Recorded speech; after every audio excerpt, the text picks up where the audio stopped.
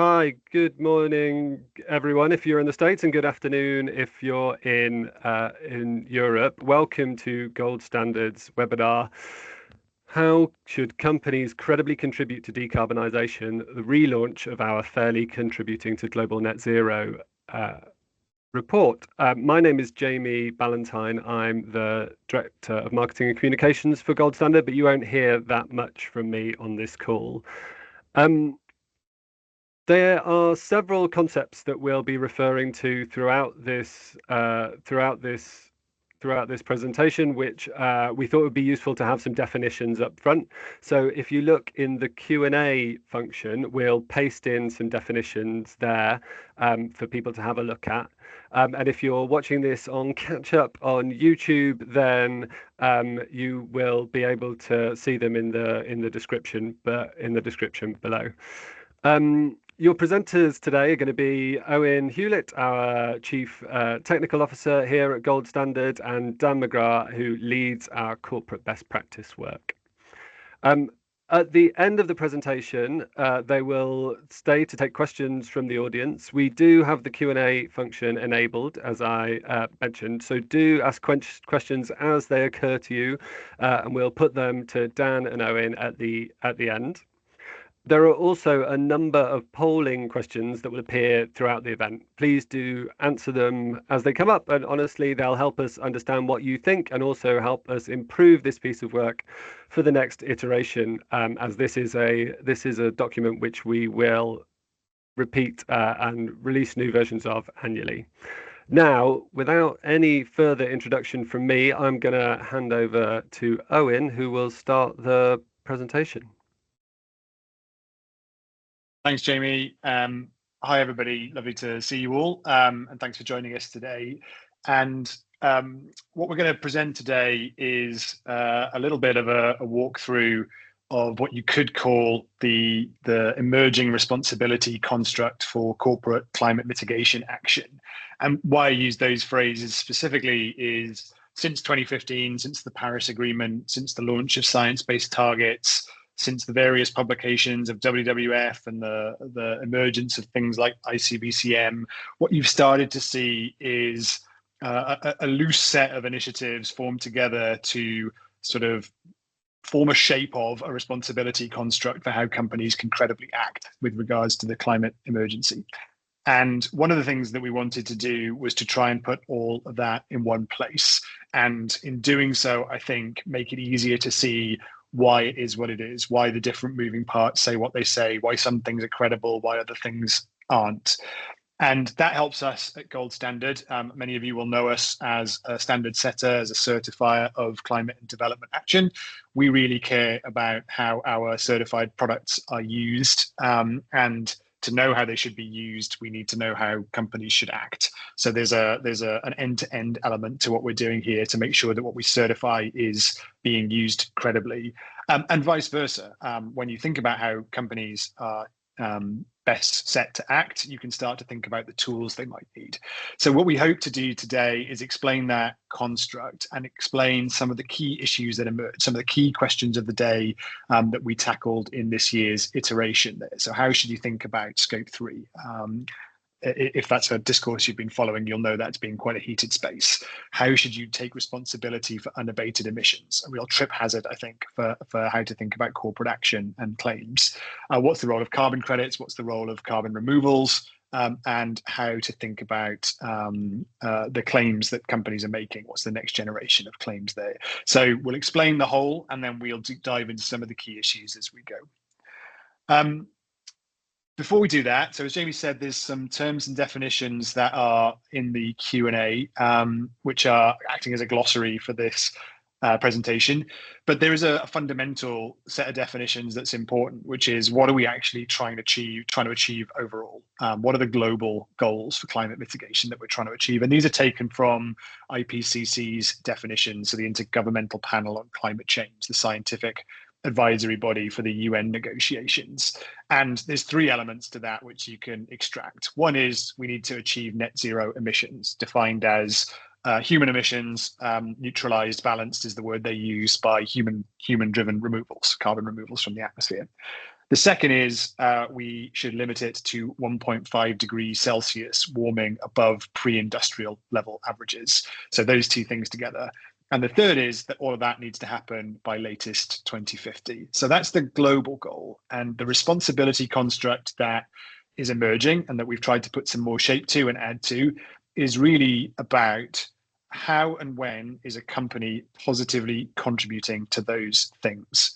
Because if you're not positively contributing to that journey, then logically you're either neutral or more likely you're slowing that journey down. You're making that journey harder to achieve. And that's really at the core of the responsibility construct, is how do we switch from a modality of a patchwork of actions to one where companies can begin to understand what it is to be positively aligned with the journey to these three things. And it is a journey. So the IPCC, I'm sure, like many of us, would like to see all of those three things, well, maybe not 2050, but at least the first two happen immediately. We'd love to be at net zero. We'd love to stay below 1.5.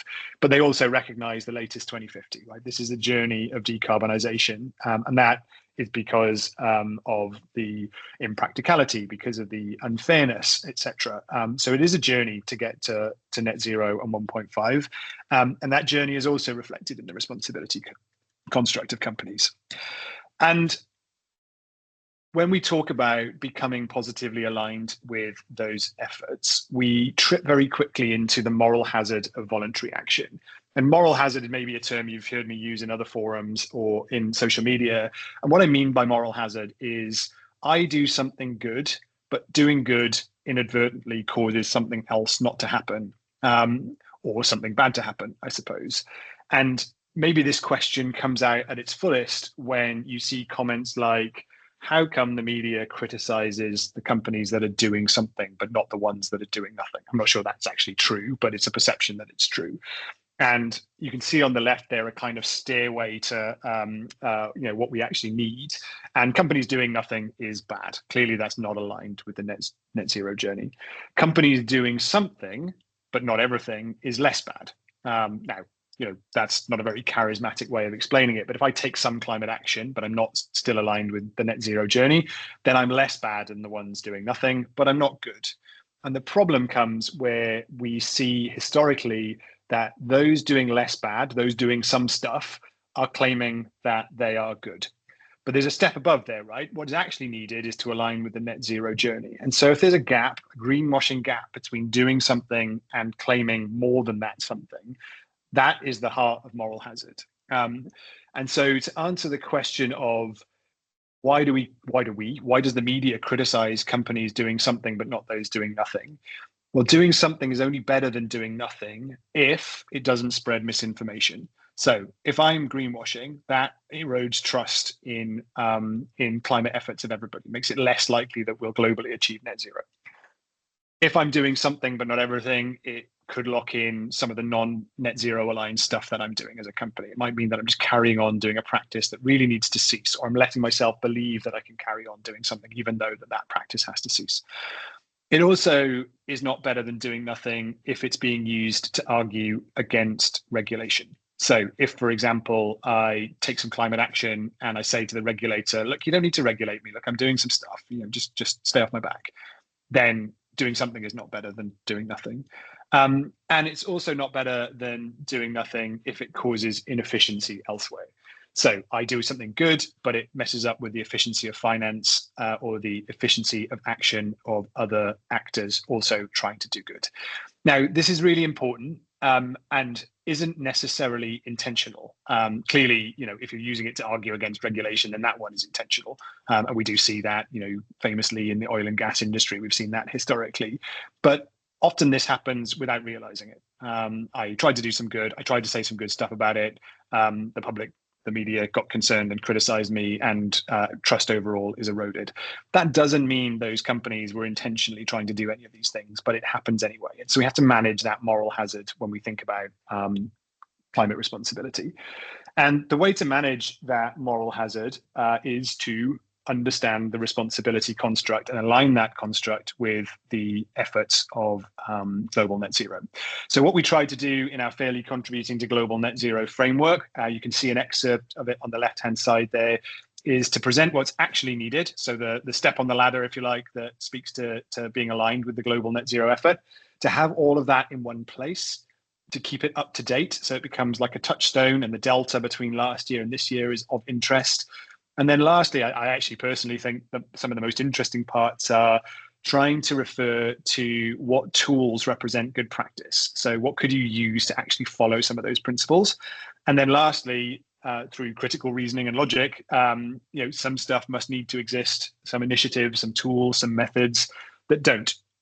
And so just mapping that out is very helpful, because it can inform companies that, look, there is a gap here, or it can inform my organization, other NGOs, and technical bodies to develop some of those standards, tools, guidelines that fill in the gaps. So credible, comprehensive, and up to date is what we're going for as a foundation.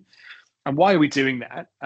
So I just did a bit of a word cloud, sort of taking out some of the keywords that have happened in the discourse that I've been following over the last year. And they're on the left-hand side. I won't go through all of those. But there's a lot of them. And I suspect if we took a random sample of 5 of those terms, at least the non-initiative focused ones, and took a sample in the room of 10 people to define them, we'd all come up with 10 different, slightly different definitions. And that's a big problem, because that is one of the inadvertent causes of moral hazard. If we're being inconsistent with ourselves, then we will lead to misinformation, very unintentionally. And what it leads to is a strange discourse, a skewed discourse, where very strong opinions, strong arguments are put out without a complete, comprehensive understanding. It leads to initiative fatigue. It leads to confusion. There's far too many things here just in that word cloud for companies to keep up with, and initiatives to keep up with. It also feels like standing in a room full of rakes. Like, a criticism could happen to your company at any moment, and you would have no idea, no explanation for where it was coming from. And that causes you and others to just give up. It is not worth it. And there's no foresight what's coming down the pipe. And so what we see is the fatigue, the freeze, the greenwashing, the green hushing that we've seen, where companies don't talk about their climate efforts for fear of being criticized. We see lobbying of initiatives to change their policy positions. And, writ large, if you wanted to draw a big red circle around all of this, you could put moral hazard written in it. This is what will cause that confusion, that misinformation, that lack of trust, even though we're all trying to do some good here. And so what we are trying to produce then, to respond to that, is a sort of tripartite framework where we define what companies should do. So what are the key elements of a strategy that would positively align with the net zero journey? How should they do it? So what actions should they take to deliver on that net zero journey? What are the key principles and activities? And then what tools should they use to actually enact it? And that third part is important, not to conflate with the actions. So we'll come on to that a little bit in a minute. But one of the big features of the discourse is the argument for or against a mechanism, most famously carbon credits. You should use carbon credits for this. You mustn't ever use carbon credits. These are ridiculous answers in a discourse, because they sort of skip the key box there, which is how should companies act, and tools should speak to that act. So we'll get into that a little bit. But really, as I say, what should companies do?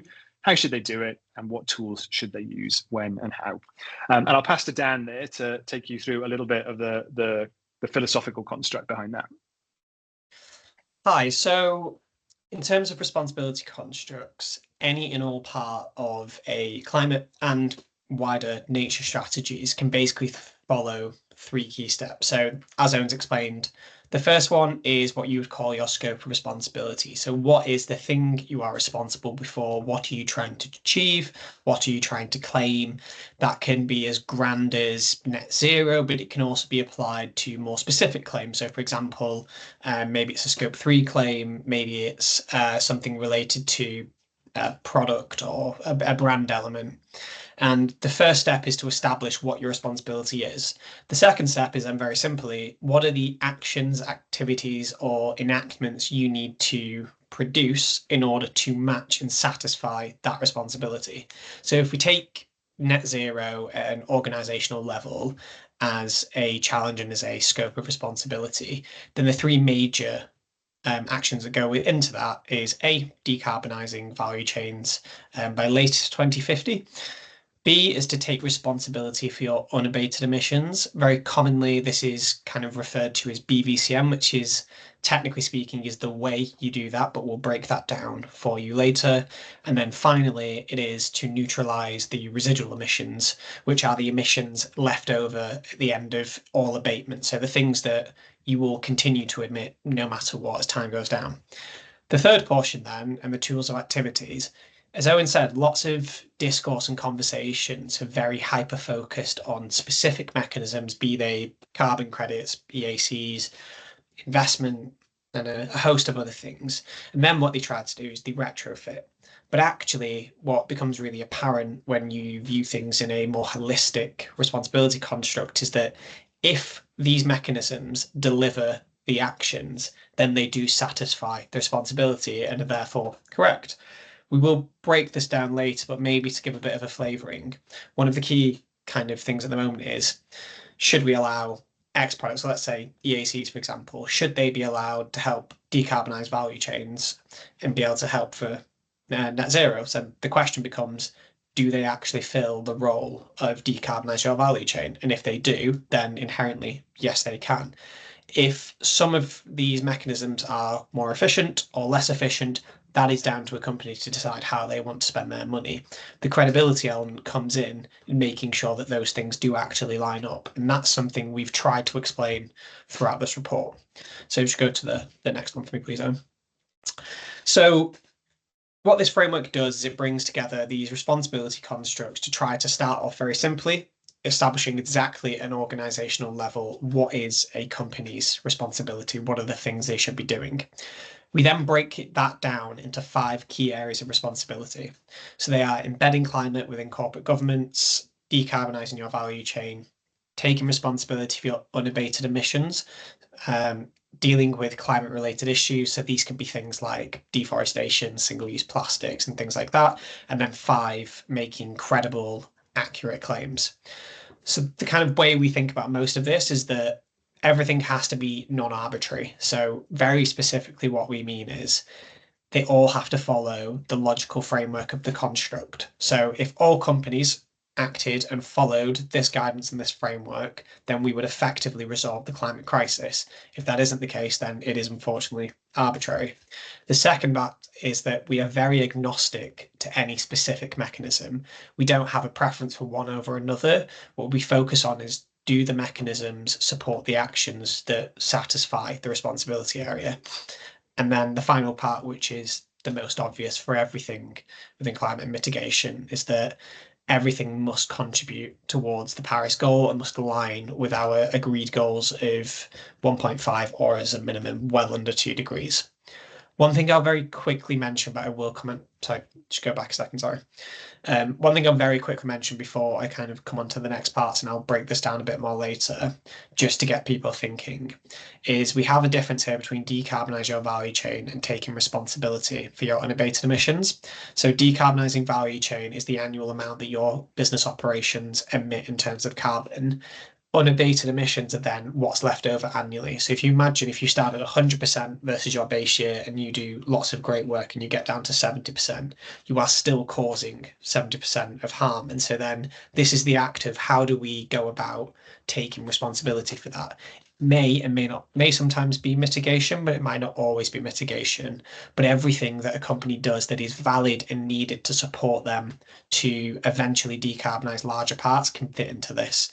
And we'll break this down a little bit later. So as we think about the framework and the different responsibility areas, under each individual principle, we've broken it down into specific steps. Now, those steps will define exactly what the responsibility and the actions needed are in order to be aligned and credible. The way we've done this is not only by listing the steps, but also by listing what we view as best practice and in certain instances where things potentially don't exist or we think they need to be improved. One of the things we do really well, in my opinion, is that we reference a lot of the good practices. So, for example, on screen, you can see an excerpt from the SBTI Net Zero Standard. So everything is aligned with SBTI, Greenhouse Gas Protocol, ICEAL, CDP, and kind of a lot of the leading authorities in the space. Our goal and our target here is to collate best practice into a single one-stop shop where you can see everything you need to understand to know what your responsibility is and where you should be focusing your attentions. It's not necessarily to do with specifically our work. We are very happy to reference anything and any from anyone, so long as it kind of satisfies the various agreements. Thanks, Dan. And so what we want to do now is to get into some of the key issues. But one thing just to add there, I think, is to say some of the principles and activities speak to just straightforwardly aligning with IPCC's definitions. So, for example, decarbonising value chains by 2050 echoes the IPCC's definition. But when I think about stuff like end the use of single-use packaging and deforestation, clearly there is a climate angle to those, and some of the actions would show up in your emissions profile. But they're also defensive from a reputational perspective. So, one thing that we need to think about here is not just aligning with IPCC, but also making it robust and defensible to criticism. Or maybe to put that another way, if you did everything but the single-use packaging thing, then somebody is going to say, how can you possibly be aligned with net zero when you're still using single-use packaging, right? It just leaves you open to attack, and being left open to attack undermines trust, and we come straight back to our moral hazard problem.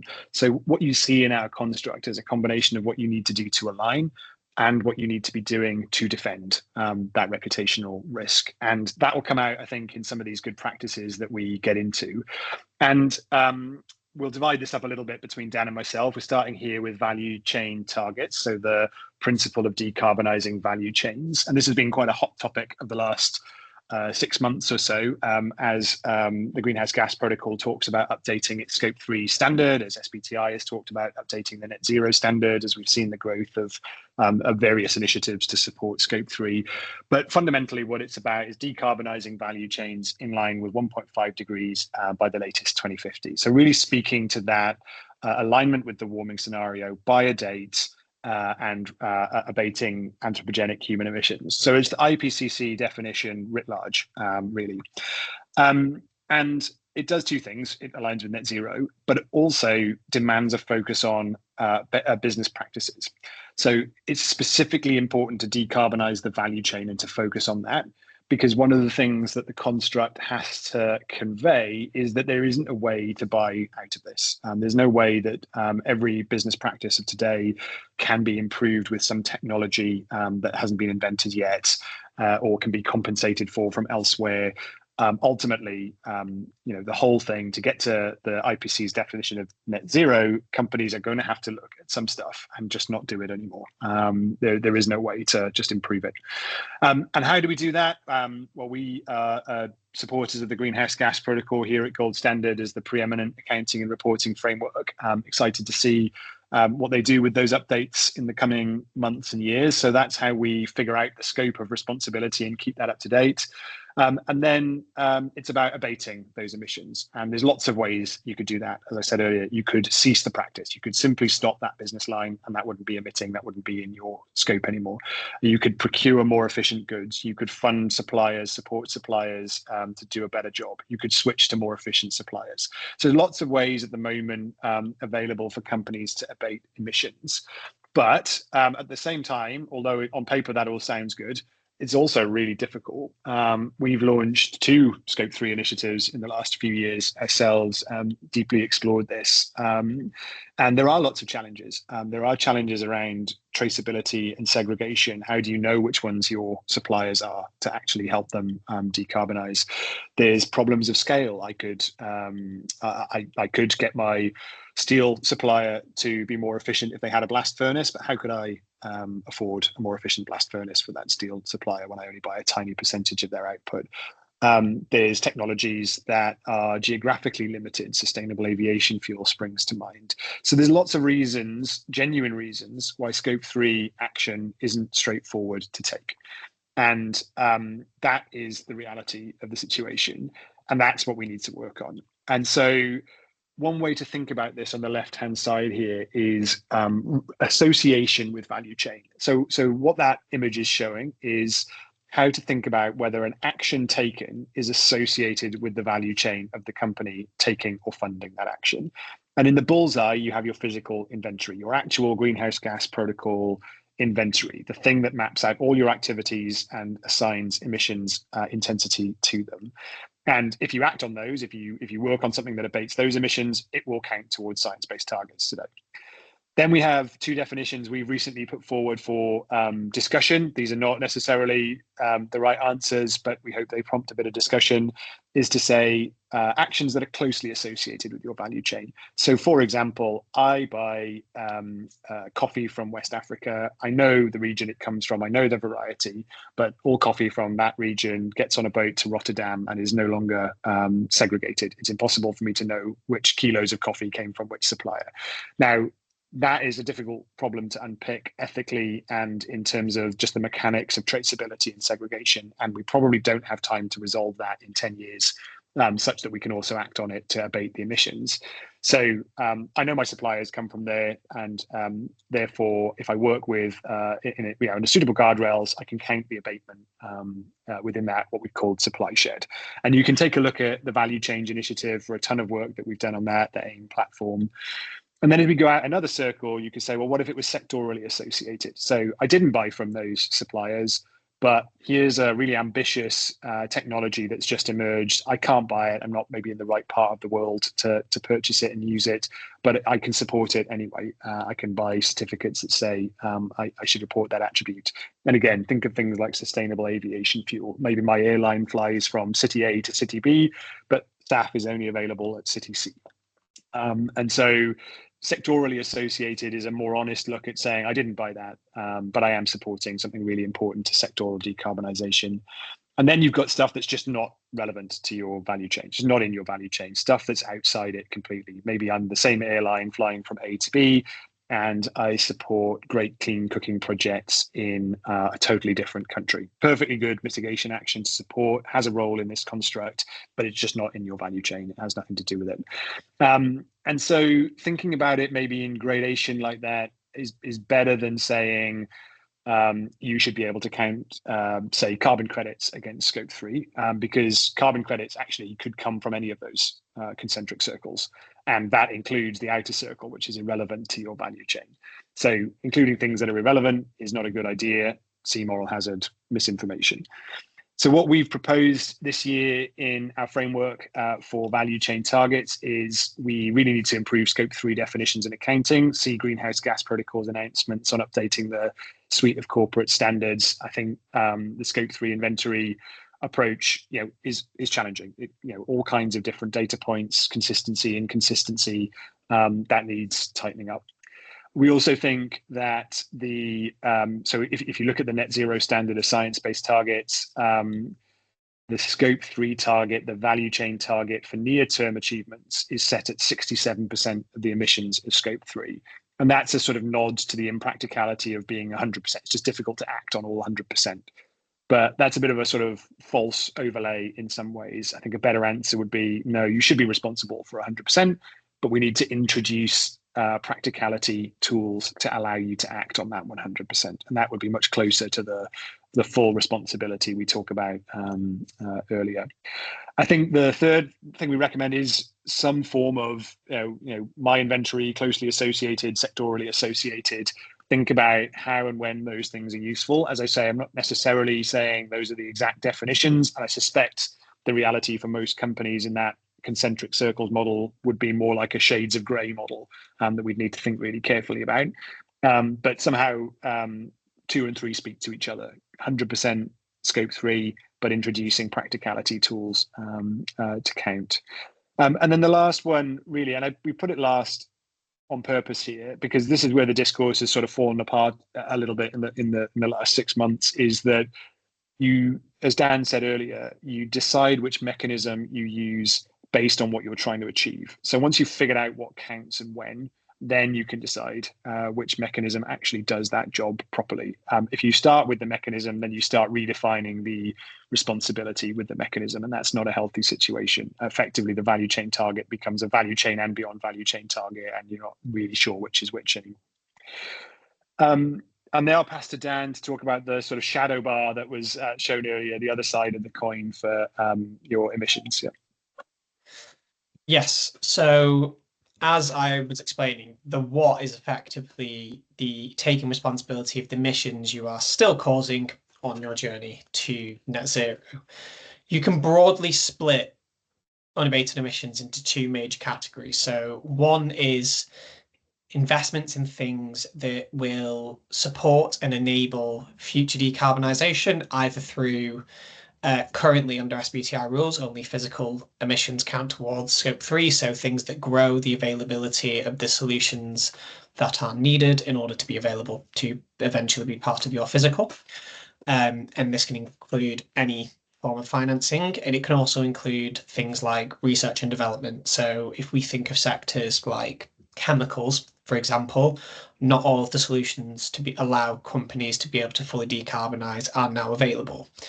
And the second portion of it is, whilst you are doing that, you still, as a company, want to be contributing to some form of global mitigation, even if it's not specifically directly in your value chain. And these can come in a lot of different ways, but a very common way here is the use of carbon credits and using very high quality carbon credits to be able to create some form of mitigation, both in the form of reductions as well as removals. The reason why it's really important to take responsibility for your emissions is it's all about credibility. So when we think about claims, and particularly to the moral hazard that Owen described earlier, one of the things that really sticks out is companies can be accused of greenwashing, occasionally intentionally, but more often than not, it's generally down to just miscommunication rather than intentional misinformation. And so companies will say, I am doing good things because I am reducing the amount of harm I'm creating. The reality of that is you are still creating harm on that journey downwards.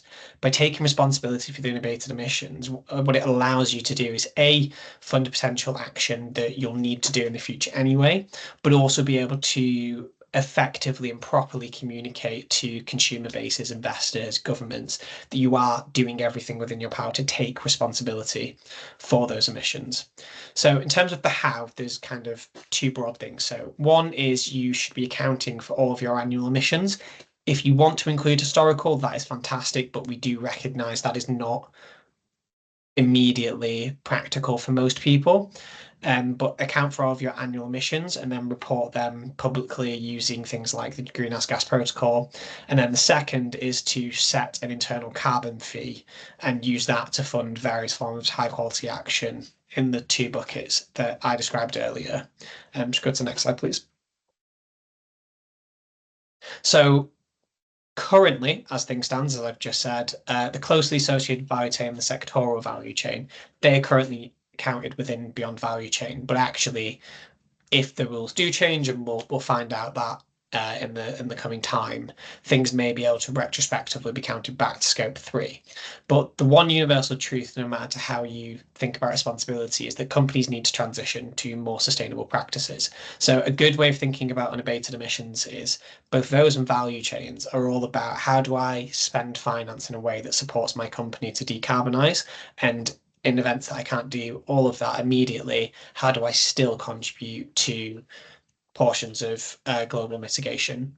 So there's a couple kind of key tips here that I'll run through, but it would be worth noting we released a beyond value chain mitigation guidance, which details similarly to how this framework shows holistic responsibility. That breakdowns very specifically how do you take responsibility for unabated emissions, including 4 key steps and exactly the things you should be thinking about.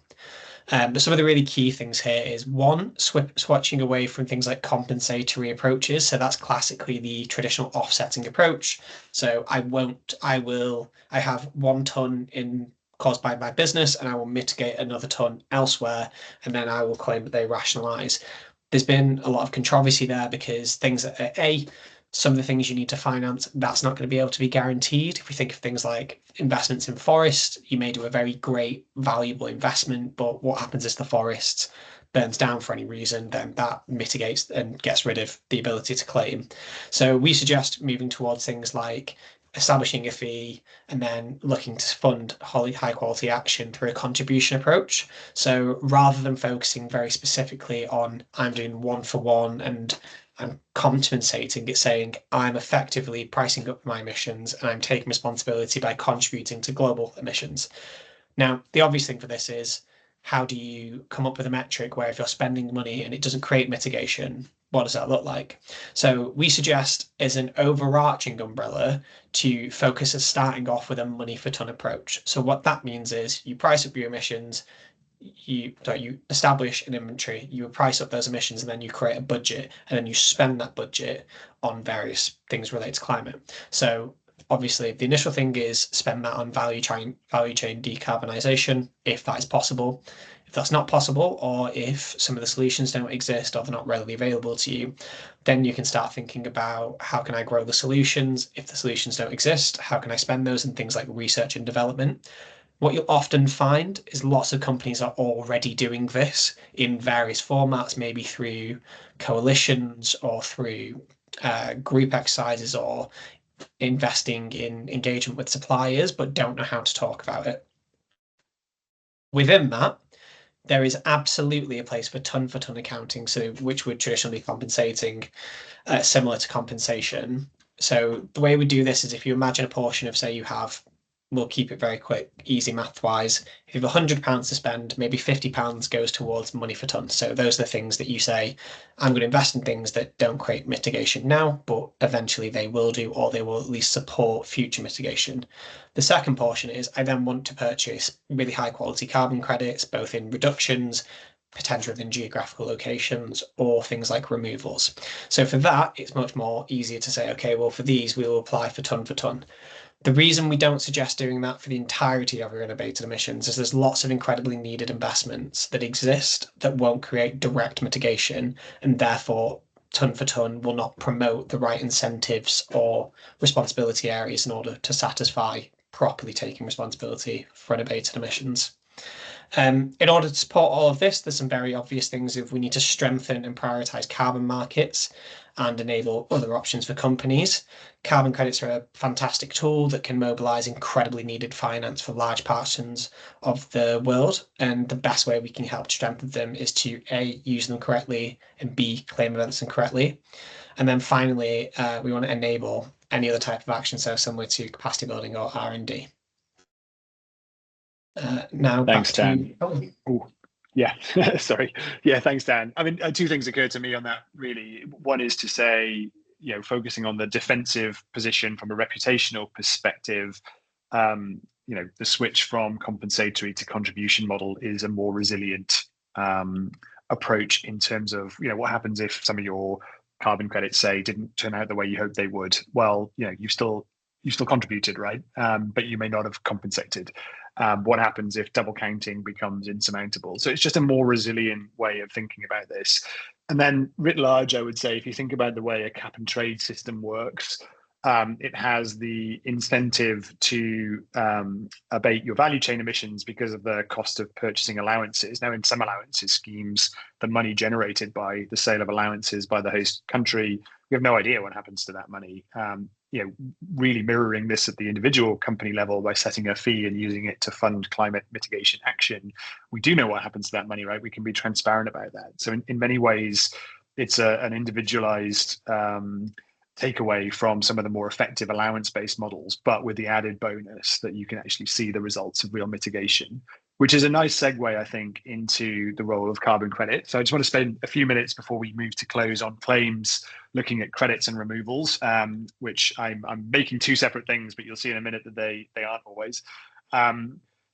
So what is the role of carbon credits within the responsibility construct? And the number one role to our mind is to take responsibility for unabated emissions, to be the thing that you buy, to take responsibility for the harm you're still doing, the thing that holds your value chain abatement target to account. That's a very high-minded, super important role in the responsibility construct and should be the priority for carbon markets and carbon credits.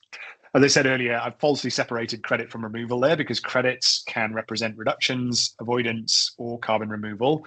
And so, one of the other moving parts of this construct is to neutralize residual emissions at 90% abatement by 2050. And carbon credits, to my mind, have a really important role there. Neutralization of emissions, to my mind, is offsetting. And offsetting needs a crediting model to manage things like double counting. So a serialized, unitized carbon removal credit is the most robust way to enact those final neutralization targets for when companies get there. And then the third is, and with some warnings here, and this is why the discourse on should you be able to count carbon credits towards scope 3 or not is a bit of a false construct.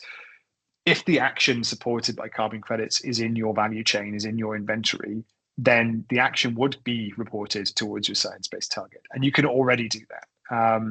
But it's only credible when it's in the inventory, and you'd have to deconstruct the carbon credit back to a different form of accounting, and you'd have to be extra careful with claims and double counting. So technically speaking, there are cases when a carbon credit can represent a reduction or a removal generated from within the value chain target. But the reason that doesn't happen very often is because it's not the most efficient way to be doing that. So generally speaking, the primary use of carbon credits within this construct is for unabated emissions and neutralization targets. And really this just mapped onto the net zero standard excerpt we showed earlier from science-based target. Enact responsibility for unabated emissions is really that shadow bar underneath the abatement curve above the line. And neutralization is the purple bars, when you start to get towards 90% abatement towards the end of your net zero alignment journey. And as I say, technically speaking, they could count within the blue bars above the line within the value chain target, but only under certain conditions. And those conditions are not especially favorable or efficient. So just, fair warning, I guess, to the use of carbon credits in there. Similarly with removals. So carbon removals, as I said earlier, could be best applied to the neutralization of residual emissions to the net zero claim by 2050. That's the right-hand side there. That requires a crediting model. But you could also use it for the other two moving parts. So actually removals will be part of some companies' value chains. For the flag sector, for example, soil carbon, woody biomass can be drawing down carbon from the atmosphere. We've seen innovative technologies in brewing and in cement, for example, where carbon removal and storage could occur. And those would be in the value chain target, no particular reason not to. They don't particularly need a carbon crediting model to do that either. They might benefit from the methodologies though. And carbon removals could also be used, as Dan described, to take responsibility for unabated emissions where they're not part of the value chain target. So maybe to play this all through as an example, why not take my cement company? In its value chain target, it's generating some removals and storage within an innovative new product. It's recognizing that its emissions are reducing towards net zero, but haven't yet. So it's also purchasing carbon removal credits to take responsibility for those unabated emissions. And then maybe it's 2045, it's got its emissions down by 90%, and it purchases further durable removals as carbon credits to be able to claim net zero for the last bit of residual emissions. So carbon removals really writ large across the construct. But it's also important we don't mix those strings. So beyond value chain, removals have no place in value chain targets. You should not be claiming residual emission neutralization to net zero until a 90% abatement has occurred. Otherwise, it won't be aligned with the IPCC net zero and won't therefore be credible. So really, this really just summarizes it back to the concentric circles model. So the neutralization for net zero point is only for post 1.5 warming scenario aligned residual emissions. So once your company is reduced by 90%, the last 10% could be neutralized. Our recommendation is that is a compensatory act. It is offsetting. It is saying that I have neutralized those emissions with a removal from somewhere else. So it's very important that it follows the rules and the quality attributes required to achieve carbon offsetting. And in our view, that requires a crediting model to deal with double counting. It's not necessarily because we especially believe that carbon markets is the only or best way to do it, although I think it is probably the best way to do it. It's very specifically technically, otherwise you can't manage double counting in an offset model, and therefore it's essential for neutralization. It is going to be really important to define what types of removals. So can you count woody biomass? Can you count carbon capture and storage? Like what's going to be able to count, I think is really important for neutralization when we finally get to that point. And then it's really important we don't conflate neutralization to net zero with the value chain target. So don't think about using removals from beyond the value chain to start claiming net zero magically now. That's not going to work. So with that, I think, sorry, I've got a bit of a pop up there. I'll pass back to Dan to wrap up on the future of credible claims as our last key issue. Yeah, maybe just one final thing on removals is we have done quite a significant amount of work, particularly in the last few months, in liaison with the EU Commission on carbon removals in various groups, and we're actually going to be trying to come out with something in the next 6 months or so, which is more in kind of an informal blog style about exactly what we're thinking about. For example, what is the difference between engineered and non-engineered? How does CCS fit into? Could they be used for removals and neutralization, or are they specifically within the value chain? So just to flag that they will be coming out. So our final principle, although not our final key issue, is around the future of credible claims. So the reason that claims are so incredibly important is that often people tend to think, well, there's multiple reasons, but one really key one is that often people think of companies being inherently good or positive, or inherently bad or not positive, or even potentially negative. And the reality is different people and companies have different responsibilities. So CEO's job is to keep the company going, whereas chief sustainability officers is more about sustainability. One of the key things with if you don't claim correctly is you won't get the recognition that you frankly deserve for creating really positive actions if you've kind of followed all the requisite actions needed to satisfy your responsibility, but also you could do very worthwhile things but claim them incorrectly, which will actually get you accused of potentially even greenwashing. And we see the likes of the EU Green Claims Directive coming out with being more legislative about exactly what you can and can't say. And there's been numerous cases across the media, but also the world around different cases of kind of what's happening. And what that means is it's also really hard for companies to be able to potentially spend more of their finance on sustainability if they're not getting the recognition for what they're doing in the first place.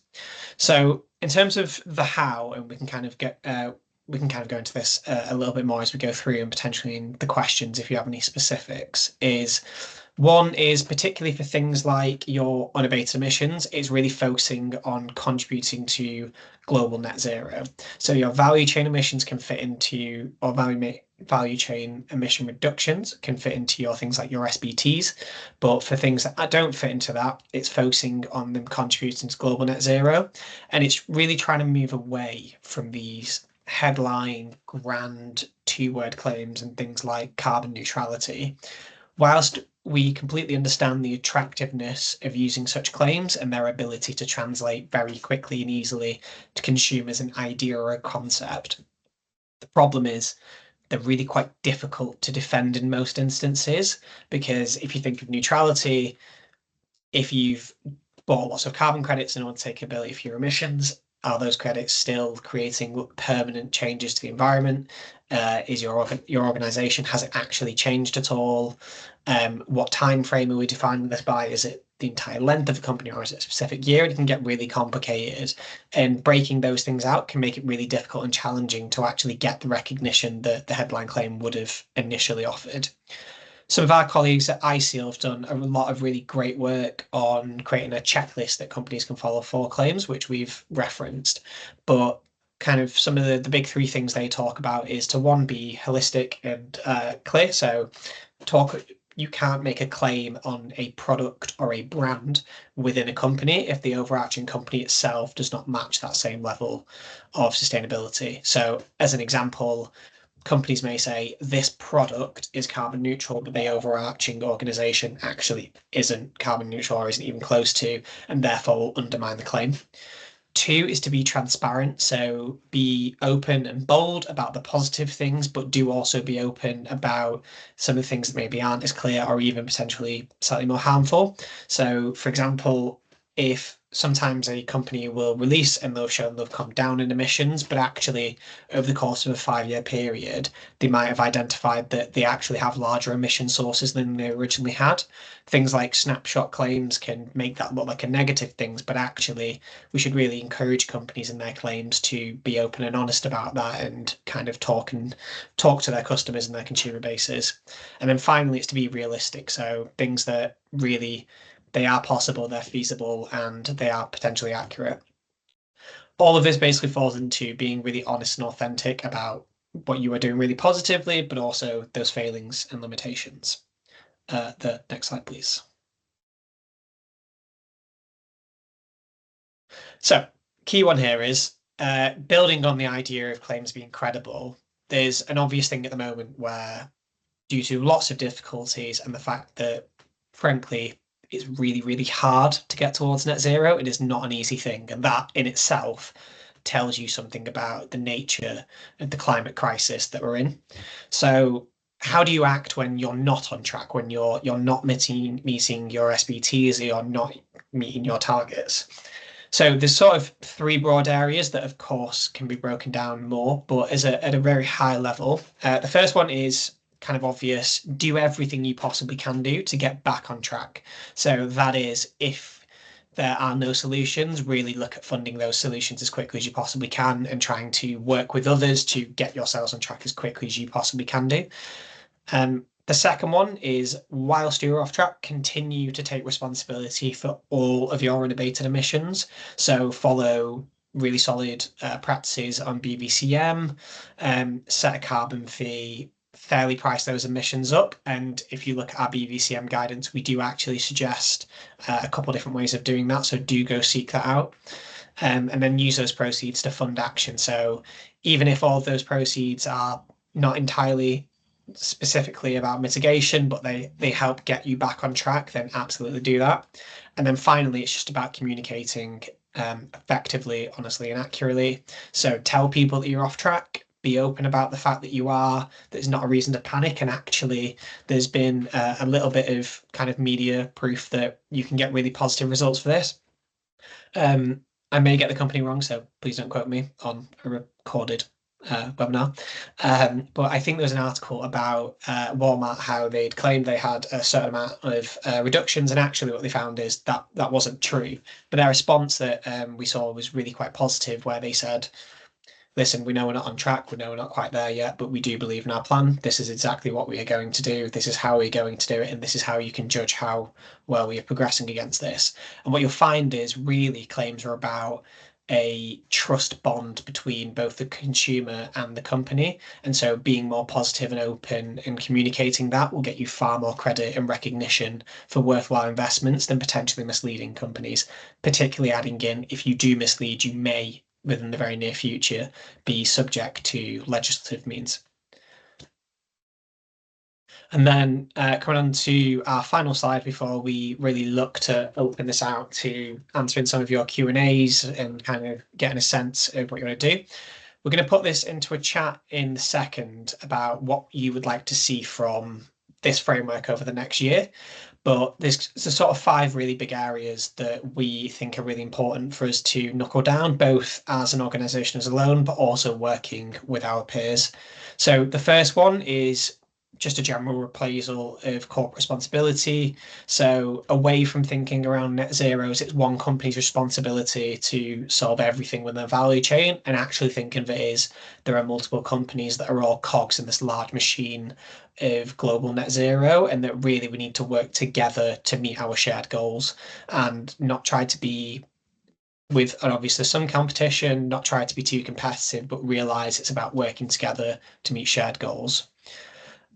We need a lot greater clarity on scope 3. So we've done an immense amount of work on this around AIM, but we need to get better. So to go to some of the things Owen presented on our value chain slide, can we allow, under very specific guardrails, certain flexibilities in, it may not be in your physical inventory, but it's really close. And if we allow you to do that, it will grow the solution, and what those rules may or may not be. 3 is the growth of non-offset claims for funding unabated emissions. So we will be releasing a blog on, I believe, Friday, although Jamie can correct me on that, around what the Paris Olympics has done, which is really interesting in comparison to the 2022 World Cup in Qatar. They've really kind of taken on that contribution approach, which is far more defensible. They've also been very explicit about exactly what they are doing to try to reduce their emissions and set incredible baselines.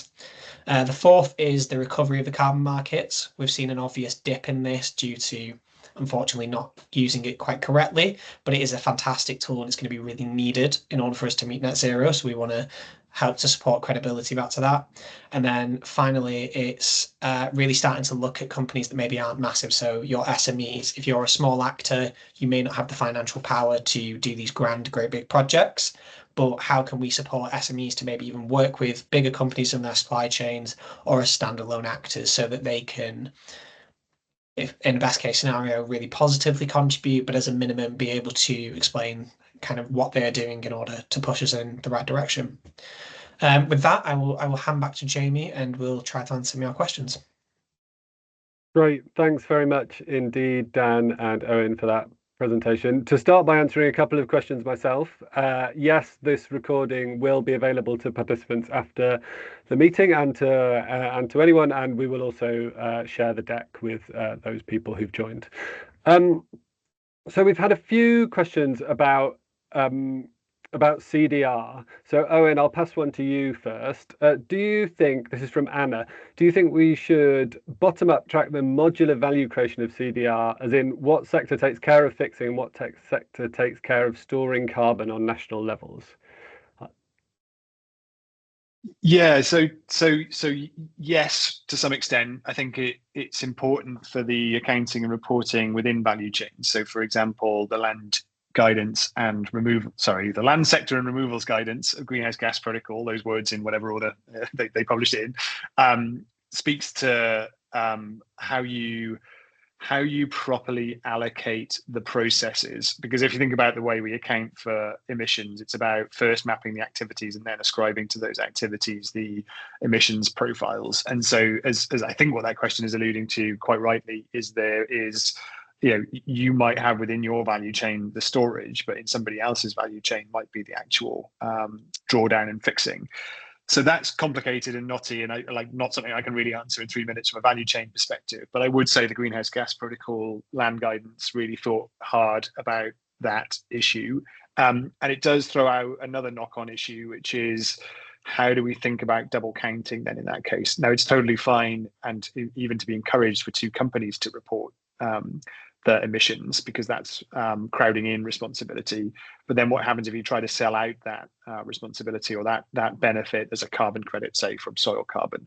That then becomes tricky. So whose double count is that? Is it the storage or is it the fixing? That's a tricky issue that needs further work, I would say. I think then within things like carbon markets, carbon credits for carbon removals, where they're sort of not necessarily in anybody's value chain. So think about some of the direct drawdown technologies. I think clearly there you've probably got both processes happening at the same time, so you haven't got so much that issue.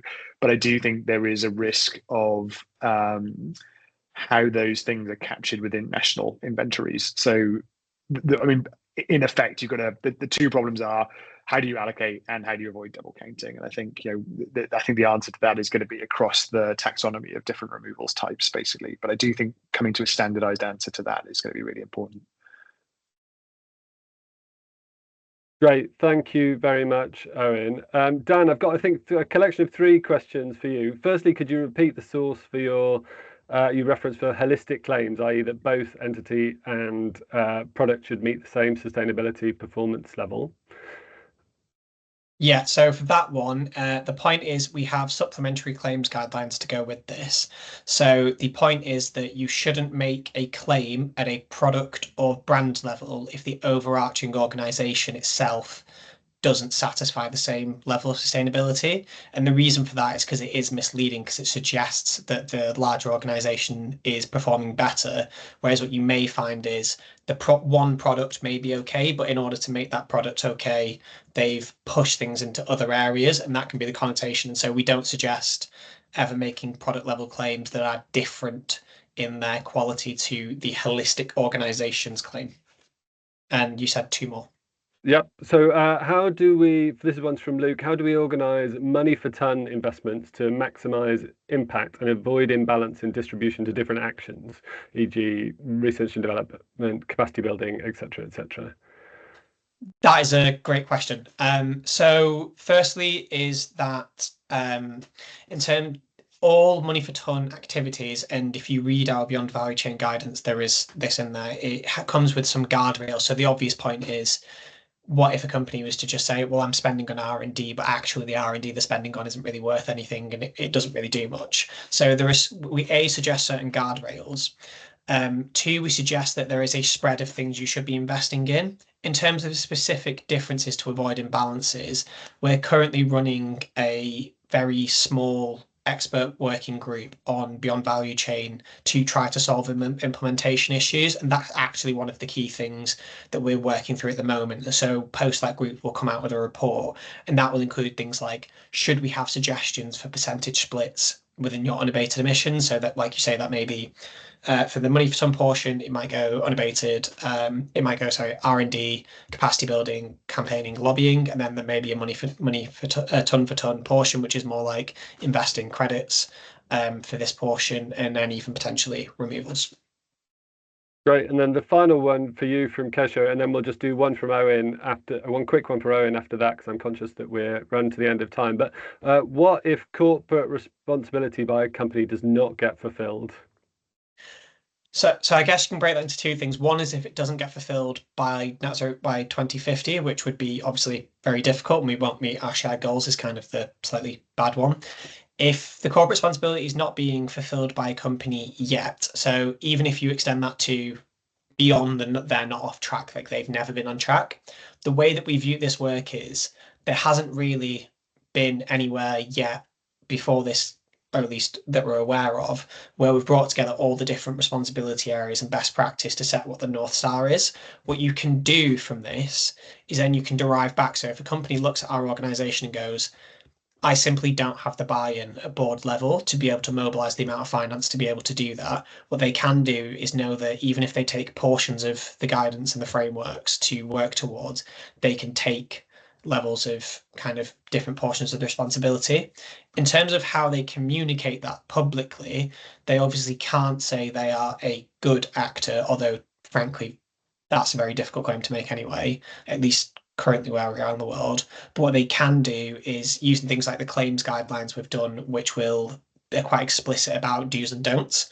They can be very specific about the positive impacts that they're having, so long as they frame it under the wider context of their organization's performance. But so yes, basically it's a very short thing. The bigger question is that no one does it by 2050.